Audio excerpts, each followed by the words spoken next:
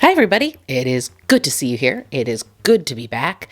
I'm here with another true crime story for you. Today, we are talking about a guy by the name of Richard Horne, much better known by his pen name, Harry Horse, which is a nice, silly little name, which makes sense because he was a somewhat well-known children's author, turned video game designer, turned wife killer. Turns out, silly name, Harry Horse, does not equal a silly person. This was like the worst crime that the tiny little town of Burra, Scotland had ever seen. It's really quite disturbing. Also, police cover-up. Possibly rumors of, maybe not such a good investigation. We will talk about it all. First, really quick, I want to just say a big thank you to everyone for 1,000 subscribers. That is such a huge milestone in the life of any channel, and I'm so grateful to you. I love doing this, and even though I have had kind of a rough few months, I really appreciate you guys, all of your kind messages, your comments, and all of that stuff. It really gives me the motivation to keep being here with you just as often as I can. So yeah, just thank you all so much. It really means everything to me. If you enjoy true crime and true crime related content and spooky things and whatever, and you haven't subscribed yet, consider doing that now. Join us. And with that, let's just get into this rather interesting and crazy story. So Richard George Anthony Horne was born May 9th, 1960 in Coventry, which is a city of about 300,000 people in the English West Midlands. He was the first child and only son born to Derek and Josephine Horne, but he would eventually end up with 3 younger sisters, Kay, Marianne, and Emma. The quartet spent many happy years together playing on their farm in Coventry. It's one of those really adorable English places with a name. In this case, it was called Church Farm Cottage, Brandon. And when they weren't at Church Farm Cottage, they were enjoying the ocean breeze at their second home in the seaside resort town of Salcombe, where they enjoyed sailing out in the family's boat for hours and hours of fishing and swimming. The family had a few pets, namely 2 dogs named Sandy and Bambi, and young Richard even had his very own horse called Toppin. Josephine was really fond of telling the kids little stories about polar bears living in the woods around their farm. Of course, there were no polar bears. There's no polar bears in England, but Richard loved these stories, and they would actually later inspire some of his children's books, but we'll talk about that a little more later on. When Richard was 10 years old, the family moved to a larger and more spacious farm in the countryside of Warwickshire. This was another adorable English place with a name. In this case, it was Christmas Hill Farm. Richard's storytelling skills were already in full swing. Even at this young age, he delighted his younger sisters with tales of how their nice new home had gotten its name. Of course, because this was the very place that Father Christmas would stop to rest himself and his reindeer on his annual trip around the world. He also was a bit of a prankster. His family, as you might have guessed already by the 2 homes and the boat, was pretty well off. They had staff. His father would throw these big parties for, work associates, etc. I'm not actually sure what his father did, but Richard liked to dress up in shabby clothing and greet the guests as they came in as if he were a member of staff, and would kind of make this big show about how shabby and downtrodden he was, which would prompt Derek Horne's associates to sort of chide him for how badly he was treating the staff. Of course, this wasn't staff at all. This was his own son, but he seemed to delight in getting one over on his dad. He loved to dress up in different clothes and put on shticks and create these characters. He was very, very creative and mischievous. He ended up going to school at Homefield Bilton Grange in nearby Rugby, which is a private boarding school, I believe exclusively for boys. It has a history that dates back to the 1800s, and I am not sure what their tuition was in the 60s and 70s when Richard would have been a student there. But I know that now, because I looked it up, it is £9,000 per term, which is like what I paid to go to college. Do you get where I'm going with all of this information? The Hornes were loaded. It is safe to assume that Richard and his sisters wanted for nothing. They had a childhood that most of us have only ever read about. And going forward, when you hear about Richard's future behavior, I want you to keep the word affluenza in mind. At the age of 13, Richard started going to Wrekin College, which I thought was very young. I thought this guy must be a genius to be going at 13 years old, but it turns out that Wrekin College isn't a college at all. It's another private boarding school for boys ages 11 to 18. I have also discovered that I have no clue how the English education system works, and that college and university are probably not interchangeable terms over there as they are here in the States. After he finished secondary school, Richard went on to join a firm of solicitors, which is a kind of lawyer. It's a little bit different somehow. I do not fully understand how. If you know how a solicitor and a lawyer are the same and different, please weigh in the comments. I'm very interested. I could not really figure out why a solicitor is special. Anyway, he joined this firm of solicitors as a sort of like halfway between an intern and an apprentice. He's going to learn how to be a solicitor, essentially, from this firm. Unfortunately, he was not a particularly serious student. He wasn't particularly serious about almost anything. This was no exception. He, instead of taking notes in court, which is what he was supposed to be doing, taking good detailed notes in court and really learning the trade, he was drawing doodles. He would draw caricatures, especially, of the judge and the jury. Not great if you are going to be a solicitor, but very helpful in his future career as a political cartoonist. He figured out pretty early that learning a serious and respectable trade was probably not for him, and at 19, he left this firm and moved to Edinburgh, Scotland to try his hand at becoming an illustrator. This is where he would pick up his pen name, the name he would work under for the rest of his life. Harry Horse. While Horne was trying and failing to shop his portfolio around to different publishers, he was also sneaking into drawing classes at the local university. He is quoted as saying, "If you look like a student, you basically are a student." That was my philosophy at the time. When he wasn't auditing university courses, he was playing his banjo, a talent that he would use in his bluegrass folk band, Swamptrash.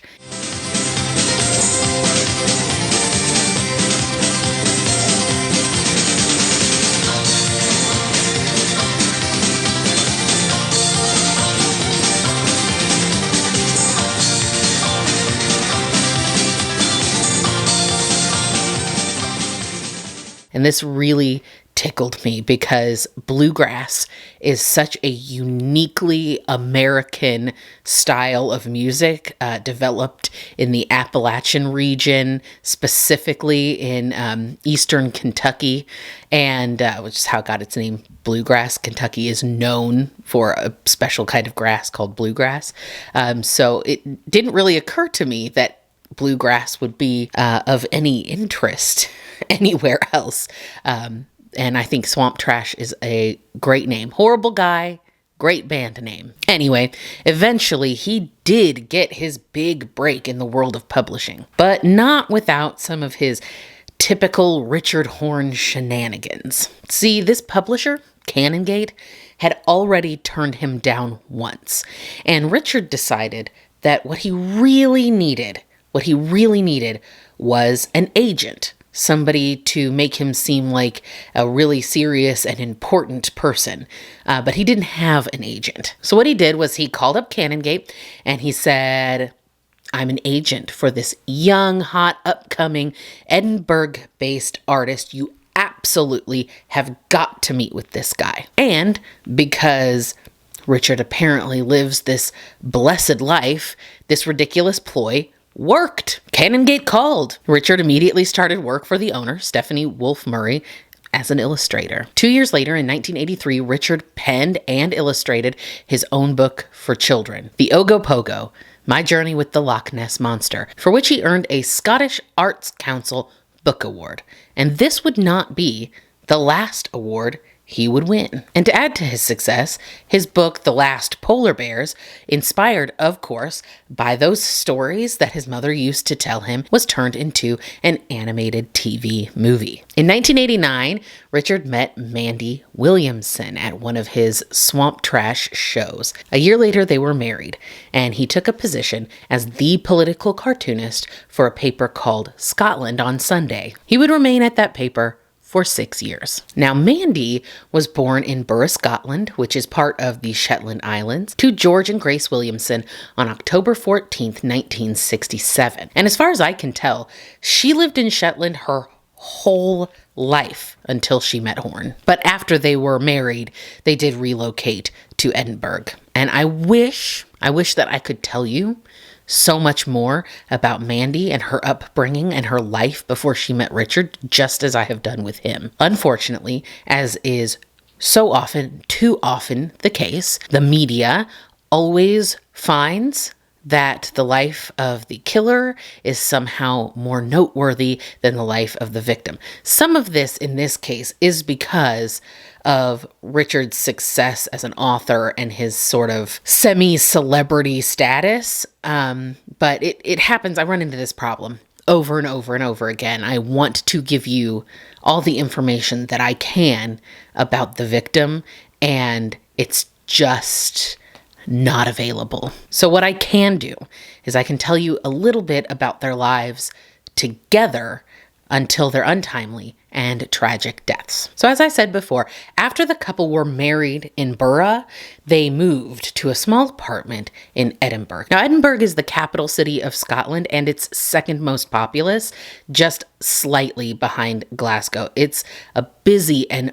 bustling city. It has about 4 million tourists per year. This is a huge contrast to Mandy's hometown of Burra, which only has a population of about 1,000 people. In fact, the whole of the Shetland Islands only has about 25,000 people. And it's remote, it's rural, not at all like the exciting Edinburgh metropolis. Despite Horne's apparent success as an author and cartoonist, the couple had a lot of financial struggles. Eventually, they ran into such financial struggle that they did end up moving into one of his family's homes.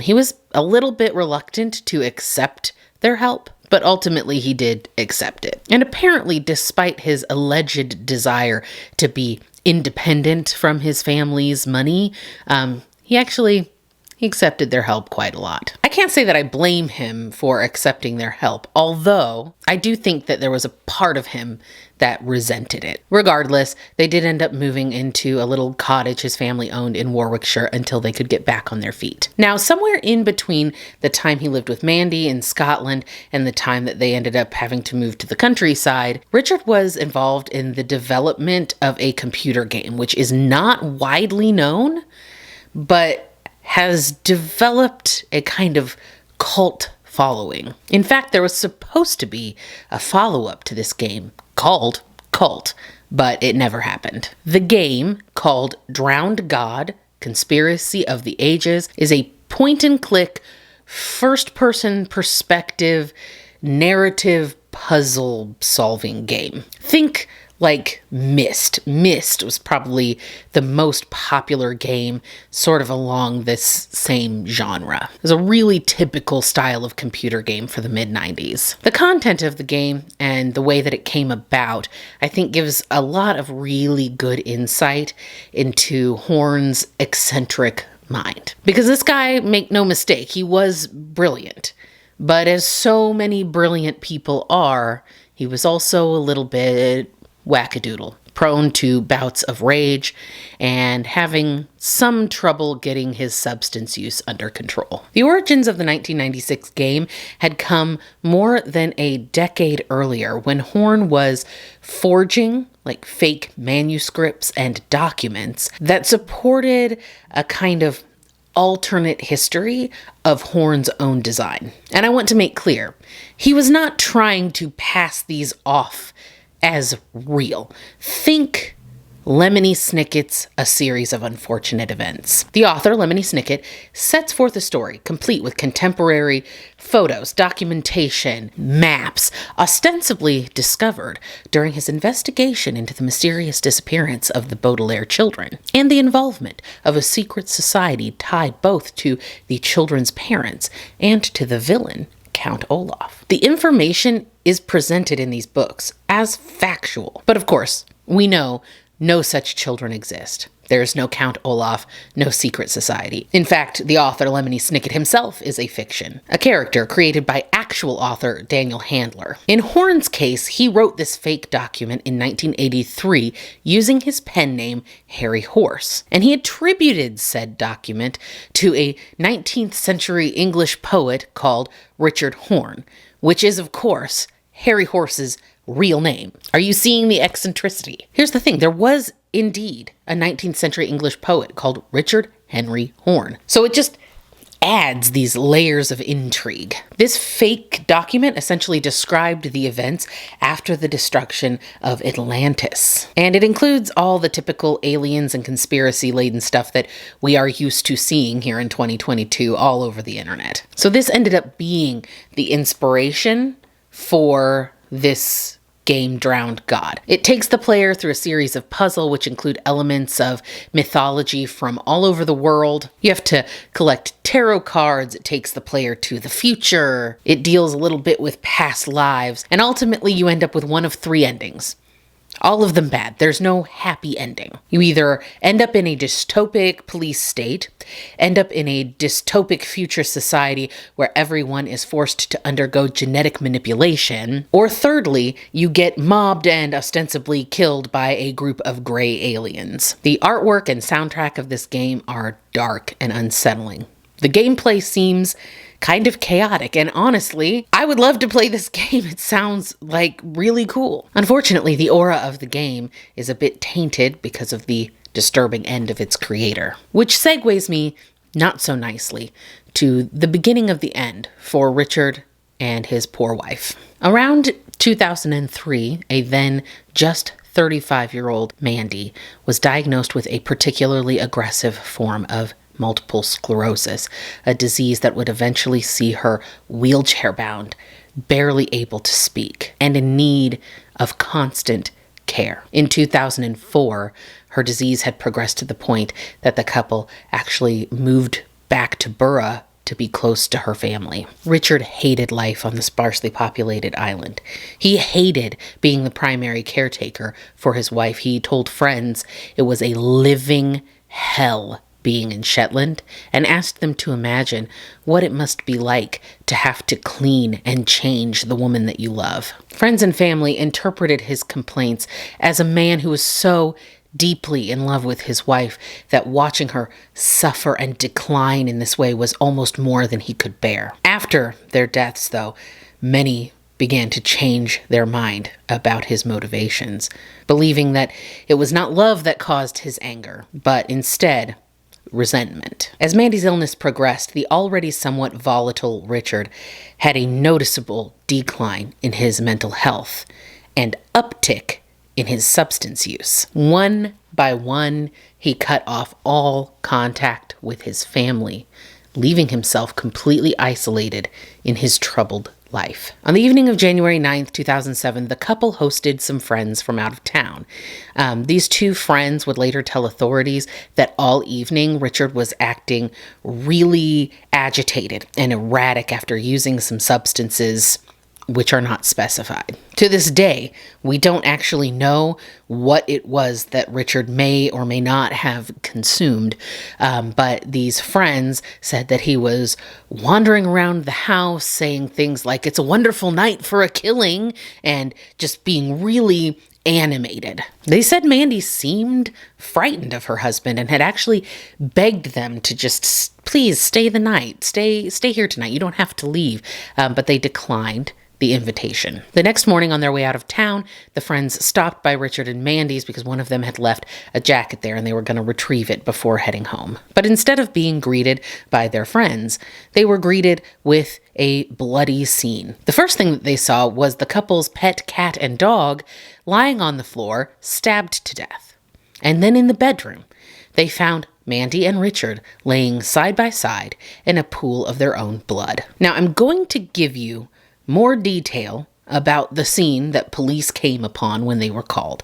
But I'm not going to do that right this second, because first, I want to tell you about how things got weird and how they are actually still a little bit weird. You'll recall I told you that Richard had cut himself off from his family some years before. Well, pursuant to that, it took longer than it should have for the family to be made aware of his and Mandy's deaths. Not a humongous amount of time, but a couple of days. Mandy's family, because they were right there in Burra, were informed right away. But the police didn't actually give them any details about the circumstances of their deaths. To the families and the media, police shipped this lover's pact narrative that allowed the families to sort of believe they had made an agreement as a couple to take their own lives to save Mandy from the struggle of a slow and painful death, and to save Richard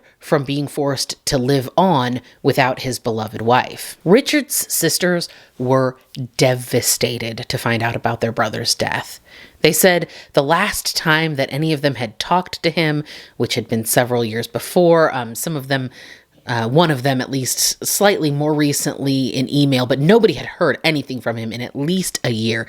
And they said that he had seemed really reactive and angry. They all believed, without any evidence whatsoever, that they both must have taken pills in order to sort of fall asleep and just pass away. The police did not bother to correct them on this notion. And in fact, although the family found out slightly sooner, it would be half a year before the public knew what had actually taken place in that cottage. What the authorities actually found on that January morning in 2007 was certainly not a gentle, quiet lover's pact. It was a brutal and violent murder-suicide. Richard had stabbed Mandy more than 30 times. The blade of the knife he was using had broken off inside her body, and he had gone to retrieve a second knife to continue his horrible task. After Mandy was gone,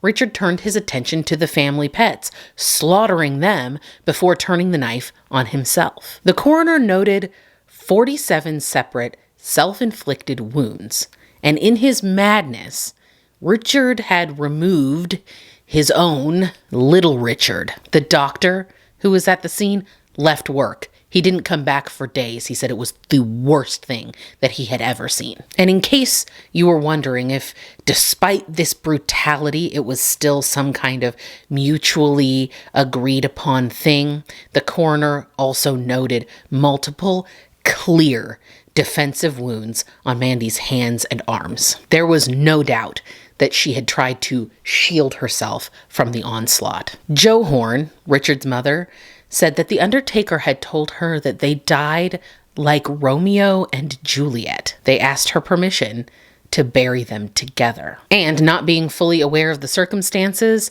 she gladly gave that permission. Later, when Mandy's family found out that their daughter had in fact been brutally murdered by her crazed husband, they were less than happy with the authorities' handling of the situation. Mandy's father said that he wanted the world to know how his daughter had actually died. Possibly more bewildering is that there was little to no investigation into their deaths. In Scotland, they have a procedure called a fatal accident inquiry. Now, I don't pretend to know everything about the Scottish judicial system, but it seems that an FAI, as it's called, is performed in lots of different circumstances, but a circumstance like this, where it certainly seems that a crime has been committed, but the person who committed it is likely not going to stand trial because they are dead, this would be one of the circumstances that an FAI might be done. And you'd want to do that because you just want to eliminate the unlikely possibility that someone else was involved, that anything else could have happened except what it looks like happened. The FAI also serves to kind of provide the families with some information, exactly what may have happened, a report with the witnesses and all the circumstances. I don't know for sure, but I would think that that could potentially help bring some closure for the families. It's really just an inquest, and it seems to be unique to the Scottish system. So what happens in Scotland is any kind of suspicious or sudden death is handed over to a person called a procurator fiscal, which is kind of a public prosecutor that is in charge of investigating these kinds of happenings. They're also in charge of doing the FAI. It's the kind of thing that would be done by a coroner here in the United States, or anywhere that is based on the English judicial system. By the way, English judicial system is actually kind of hard to say. The procurator fiscal, which I will call PF for brevity, is also responsible for investigating complaints against the police. And apparently they also, in some capacity, have the ability to levy fines, which is where the fiscal part of the name comes in. So essentially, in this particular situation, the police handed the case over to the PF. The PF determined no inquest was needed, and that was the end of it. Case closed. As you can imagine, some people weren't very happy with this outcome, but the police insist that all necessary investigating was done. Everything was on the up and up and handled properly. They are quite sure that they were thorough. There was no third-party involvement in this case. And they also say that there was no effort to cover up the details. And I have to say that might be true, but there really wasn't an effort to uncover the details either, was there? For the most part, there's really no indication that the authorities didn't handle things properly. Right now, though, I would like to hit you with something a little bit deeper, and it involves Jo Horne. Remember Richard's mom. It would seem that Jo was not terribly fond of Mandy or her family, and she had no problem talking pretty openly about this even after her son had killed this poor woman. An article I found in the Shetland Times, which is a local paper there, quotes statements from Mrs. Horne that she had made to another publication called the Sunday Times. They call Jo out for being, quote, snobbishly offensive in the Sunday Times article, saying things like, Mandy couldn't make friends, she was always sulking, that she was very critical of Richard, particularly of his cricket playing. She wouldn't even wash his cricket uniform for him, a grown man, because she didn't like the other wives. Further, Jo Horne complained about Mandy's family. She was irritated that the Williamsons hadn't arranged flowers for the church during the couple's wedding, and was further offended that they had not been invited back to the Williamson home in order to watch the couple open their wedding gifts. She said that they just put the gifts in the garage. She finished by just saying they were really strange people. Now look, I can understand feeling like you don't get along great with your daughter-in-law's parents. I can even understand you thinking maybe they're not the greatest hosts, or having an irritation or two with your child's spouse. But it is fucking weird to bring that up after your child has murdered said spouse. It's weird. You want to talk about strange people, Jo? That is strange. That is strange behavior. It is pretty strange to be interviewed because your most specialist little boy stabbed his wife more than 30 times. And what you want to talk about is how she didn't do enough laundry and was a nag. That's wacky. It's giving Major Cindy Watts vibes, don't you think? You know, Chris Watts' mom, who, by the way, maintains that he is still innocent. Look at any interview with her. All she wants to talk about is what a horrible wife and terrible mother Shanann was, as if that somehow excuses her son's behavior. To me, there seems to be a bit of a pattern among men who kill their intimate partners and their children, what we call family annihilators.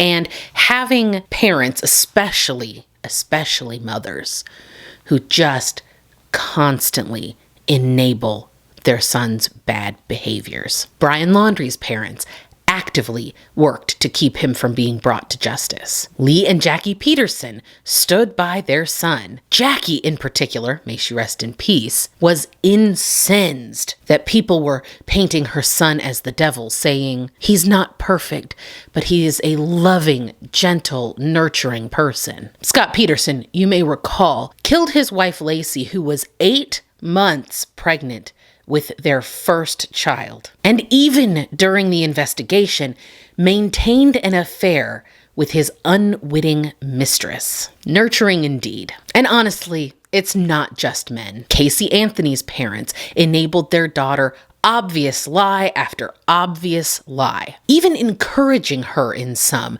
like throwing her a big graduation party for all her friends and family when they knew damn well she had not earned a diploma. Now, I'm not blaming the parents for the actions of their children. Lots of people have enabling, coddling parents and don't go on to become killers. But I do think that it's interesting. And I'm not a psychologist, but I am a mom. And I'm just saying it's not going to be damaging to hold our children accountable for their behavior, to seek mental health treatment for them when they are showing signs of being compulsive liars, controlling behavior, even depression and anxiety, right? We don't sweep these things under the rug. They can fester. We love our children. We don't want any harm to come to them. But loving them also means helping them to the best of your ability to develop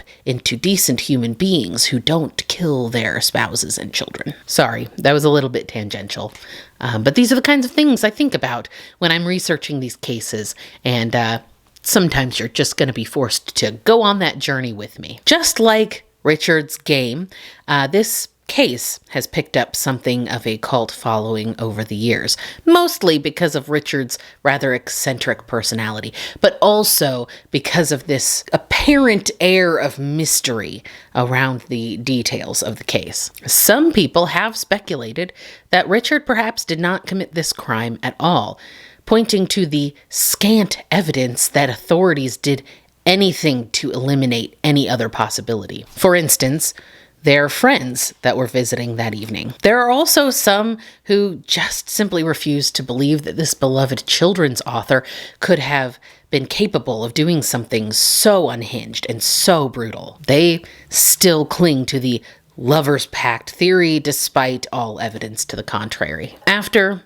reading about this case, looking at it from every angle that I possibly could, it seems that what actually happened is nothing more than it seems. An entitled eccentric, deeply disappointed in the circumstances of his life and under the influence of substances, brutally mutilated his long-suffering and chronically ill wife, and then himself, until they both ultimately died of exsanguination. A dissatisfied man deciding that his own pain gives him the right to take the life of his partner is not very glamorous or mysterious. But it is a story that we have become all too familiar with. Mandy and Richard Horne are still buried side by side in Papal Cemetery in the Shetland Islands. Thank you again so much for being here with me today. I hope that you found that case interesting.